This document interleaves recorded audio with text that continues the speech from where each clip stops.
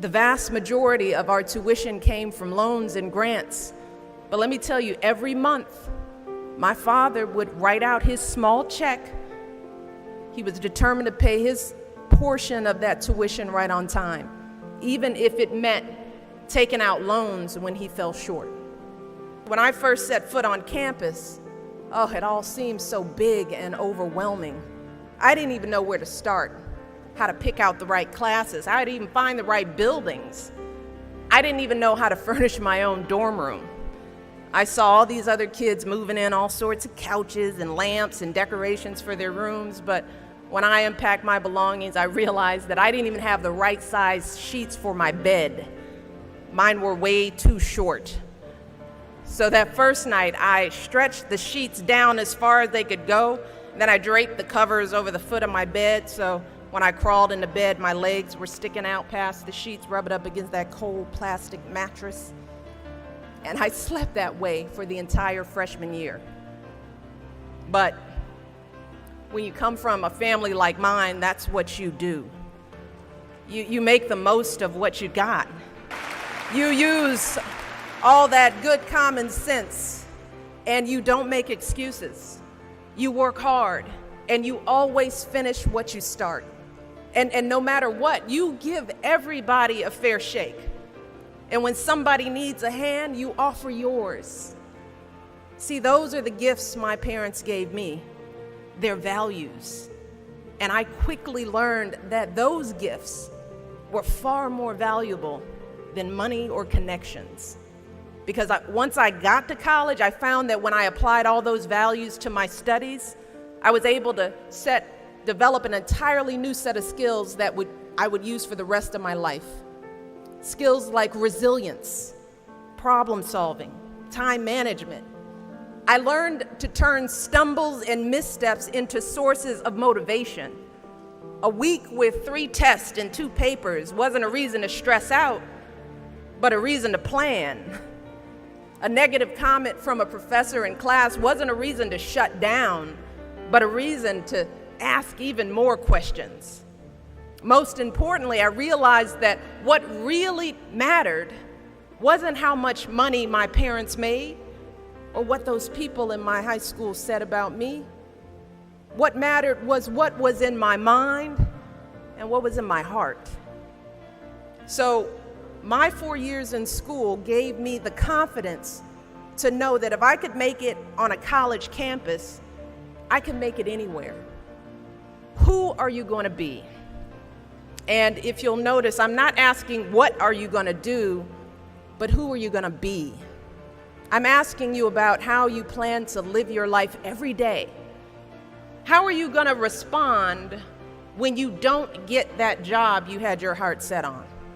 For all of you who are going to be teachers, what are you going to do if the students in your class next year just don't respond to your lessons? For all of you going into business, how will you react when your boss gives you a goal that feels way too high? See, these are the moments that define us. Not the day you get the promotion, not the day you win Teacher of the Year, but the times that force you to claw and scratch and fight just to get through the day. The moments when you get knocked down and you're wondering whether it's even worth it to get back up. See, those are the times when you've got to ask yourself, who am I going to be? If you're willing to dig deep, if you're willing to pick yourself up when you fall, if you're willing to work and work until your weaknesses become your strengths, then you'll develop a set of skills that you can mold and apply to any situation you encounter, any job you might have, any crisis you might confront. But you got to make that choice. Who are you going to be? And then once you answer that question, I want you to answer a second question. And that is, how are you going to take those skills and experiences that you've gained and use them to serve others? Do not ever let anyone make you feel like you don't matter, because you do. And you have a right to be exactly who you are. And when you encounter obstacles, because I guarantee you, you will, and many of you already have, when you are struggling and you start thinking about giving up, I want you to remember something that my husband and I have talked about since we first started this journey nearly a decade ago. Something that has carried us through every moment in this White House and every moment of our lives. And that is the power of hope. The belief that something better is always possible if you're willing to work for it and fight for it. It is our fundamental belief in the power of hope that has allowed us to rise above the voices of doubt and division, of anger and fear that we have faced in our own lives and in the life of this country. Our hope that if we work hard enough and believe in ourselves, then we can be whatever we dream, regardless of the limitations that others may place on us. The hope that when people see us for who we truly are, maybe, just maybe, they too will be inspired to rise to their best possible selves. Stop worrying so much about getting things wrong. Success has nothing to do with perfection. So stop being nervous, raise your hand, use your voice, get it wrong, learn from your mistakes, and keep moving on. And don't worry about what other people think. It doesn't matter. I'm 50 years old now, and nothing anyone said to me when I was young that was negative matters. It doesn't matter. So be brave, use your voice, ignore the doubters, and work hard, because life is hard work. Don't be afraid of it. Just do it. Do not be afraid to fail, because that oftentimes is the thing that keeps us as women and girls back, because we think we have to be right. We think we have to be perfect. We think that we can't stumble. And the only way you succeed in life, the only way you learn, is by failing. It's not the failure, it's what you do after you fail. You know, do you let it eat you up? Do you quit? Do you give up? Or do you let it bolster you? Does it serve as the challenge in your mind to do more, to take some risks, to step outside of your comfort zone? We cannot compete and see one person's failure as our success.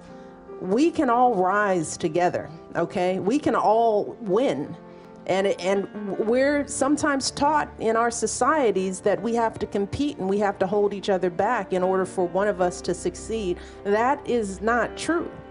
We need each other. Excellence is the most powerful answer you can give to the doubters and the haters. It's also the most powerful thing you can do for yourself. See, because the process of striving and struggling and pushing yourself to new heights, see, that's how you develop your God-given talents. That's how you make yourself stronger and smarter and more able to make a difference for others. So those are the choices that Barack and I have made. Don't be afraid to fail. Don't be afraid to take risks. Learn to use your voice now. Ask questions. Ask stupid questions. Be laughed at. Get it wrong. Trip, fall, and then get back up. Have responsibilities, because what I tell my kids, you have to practice who you want to be. You know, you don't wake up one morning and you're suddenly who you think you want to be. You have to put some energy into it. So if you want to be an honest person, you have to be an honest person every day, even starting at 3 and 4 and 5, right? If you're going to be a hard worker, hard work doesn't just appear. You have to practice hard work. You have to practice effort. And I also encourage them and try to help them understand that good things don't come easy. You know, with that effort, that's where you grow. That's where growth is. Some of the best times in my life when I've grown, it's when I've done something hard, when I've overcome a fear. You don't realize that when you're doing it, but when you come out on the other side, you realize, wow, I've really stepped up. Doubts don't go away. You just learn how to deal with them. You start knowing yourself and you become more confident. The more successes you have, the more chances you take. You don't let the failures or the stumbles define you. You know, everybody falls every now and then. Some people fall a lot. And what I realize is that we have long lives if we're healthy and we do what we're supposed to do. I'm 47 years old. So think about it. Whatever mistake I made when I was 13, who cares? So think about life as a long trajectory. But at the same time, you don't want to make huge mistakes, because when you're young, making big mistakes can last forever, right? So you want to choose wisely.